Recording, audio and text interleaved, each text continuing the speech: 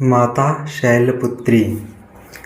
या देवी सर्वभूतेषु शक्तिरूपेण संस्थिता नमस्तस्यै नमस्तस्यै नमस्तस्यै नमो नमः।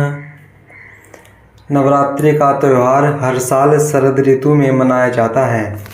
नवरात्रि में माँ दुर्गा के 9 रूपों की पूजा की जाती है। नवरात्रि के दौरान हर दिन किसी एक देवी के रूप की पूजा की जाती है। नवरात्रि के 8वें दिन देवी दुर्गा के नाम पर हवन किया जाता है। नवरात्रि में पूजा के दौरान ध्यान और तपस्या की जाती है और देवी के आशीर्वाद से सफलता की कामना की जाती है। नवरात्रि में माँ दुर्गा को सफ़ेद फूल, सिंदूर और प्रसाद चढ़ाया जाता है। पौराणिक कथाओं के अनुसार महिषासुर नाम का एक राक्षस था। कठोर तपस्या करके महिषासुर ने ब्रह्मा जी को प्रसन्न कर लिया था। महिषासुर की तपस्या से खुश होकर ब्रह्मा जी ने उसे अमर होने का वरदान दे दिया।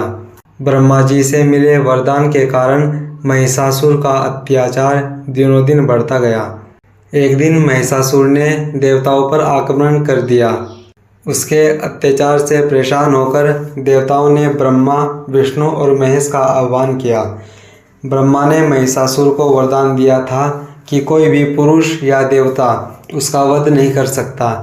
ऐसे में ब्रह्मा, विष्णु और महेश ने आदिशक्ति का आह्वान किया, जिसके बाद माँ आदिशक्ति देवी दुर्गा के रूप में प्रकट हुई। 9 दिनों तक देवी दुर्गा और महिषासुर के बीच भयंकर युद्ध हुआ। 10वें दिन माँ दुर्गा ने दुष्ट राक्षस महिषासुर का वध कर दिया, जिसके उपलक्ष्य में हर साल नवरात्रि का पर्व मनाया जाता है। शिव पुराण के अनुसार ब्रह्मा जी को भगवान शिव के विवाह की चिंता हुई तो उन्होंने भगवान विष्णु की स्तुति की और विष्णु जी ने प्रसन्न होकर ब्रह्मा जी को बताया कि यदि भगवान शिव का विवाह करवाना है तो देवी शिवा की आराधना कीजिए।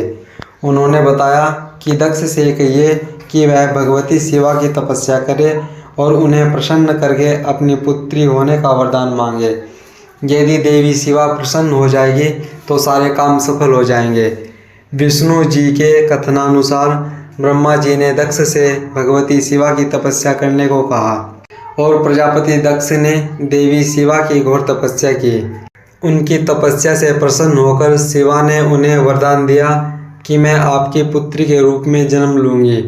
मैं तो सभी जन्मों में भगवान शिव की दासी हूँ, इसलिए मैं स्वयं भगवान शिव की तपस्या करके उन्हें प्रसन्न करूँगी और उनकी पत्नी बनूँगी। साथ ही उन्होंने दक्ष से यह भी कहा कि जब आपका आदर सम्मान मेरे प्रति कम हो जाएगा तब उसी समय मैं अपने शरीर को त्याग दूँगी, अपने स्वरूप में लीन होकर दूसरा शरीर धारण कर लूँगी। इस प्रकार भगवती शिवा सती के नाम से दक्ष की पुत्री के रूप में जन्म लेती है और घोर तपस्या करके भगवान शिव को प्रसन्न करती है। इस प्रकार भगवान शिव से उनका विवाह हो जाता है। एक बार प्रजापति दक्ष ने बहुत बड़ा यज्ञ किया। इसमें उन्होंने सारे देवताओं को अपना अपना यज्ञभाग प्राप्त करने के लिए निमंत्रित किया, किंतु शंकर जी को उन्होंने इस यज्ञ में निमंत्रित नहीं किया। सती ने जब सुना कि उनके पिता एक अत्यंत विशाल यज्ञ का अनुष्ठान कर रहे हैं तब वहां जाने के लिए उनका मन विचलित हो उठा। सती माता ने अपनी यह इच्छा शंकर जी को बताई।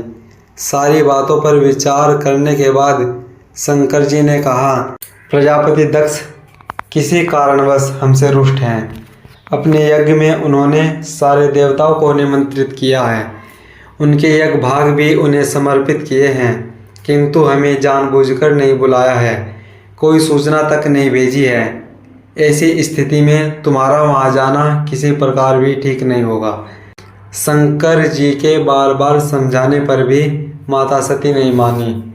पिता का यज्ञ देखने वहाँ जाकर माता और बहनों से मिलने की उनकी उत्सुकता किसी प्रकार भी कम नहीं हुई।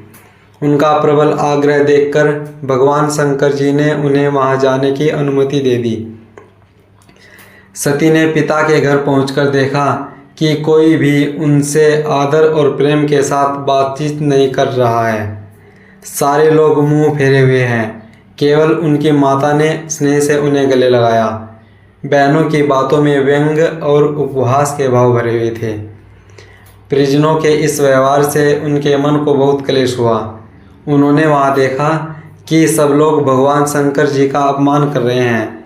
दक्ष ने भी शिव जी के लिए कुछ अपमानजनक वचन भी कहे। यह सब देखकर सती का हृदय क्षोभ, ग्लानि और क्रोध से संतप्त हो उठा। उन्होंने सोचा, भगवान शंकर जी की बात न मानकर यहाँ आकर मैंने बहुत बड़ी गलती की है। वे अपने पति भगवान शंकर के इस अपमान को सहन नहीं कर सकी। उन्होंने अपने उस रूप को उसी क्षण वहीं योगाग्नि द्वारा जलाकर भस्म कर दिया। वज्रपात के समान इस दारुण दुखद घटना को सुनकर शंकर जी ने क्रुद्ध होकर अपने गणों को भेजकर दक्ष के उस यज्ञ का विध्वंस करा दिया।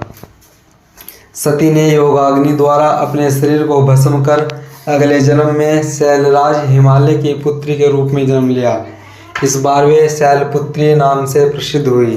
उपनिषद की एक कथा के अनुसार शैलपुत्री देवी का विवाह भी शंकर जी से ही हुआ। पूर्व जन्म की भांति इस जन्म भी वे शंकर जी की ही अर्धांगिनी बनी। नव दुर्गाओं में प्रथम शैलपुत्री दुर्गा के नाम के व्रत रखे जाते हैं और पूजा की जाती है। दोस्तों वीडियो अच्छी लगी तो लाइक करें और शेयर करें और कमेंट करें। चैनल पर नए हैं तो चैनल को सब्सक्राइब करें और जिन्होंने हमारा चैनल पहले से सब्सक्राइब कर रखा है उनका बहुत बहुत धन्यवाद।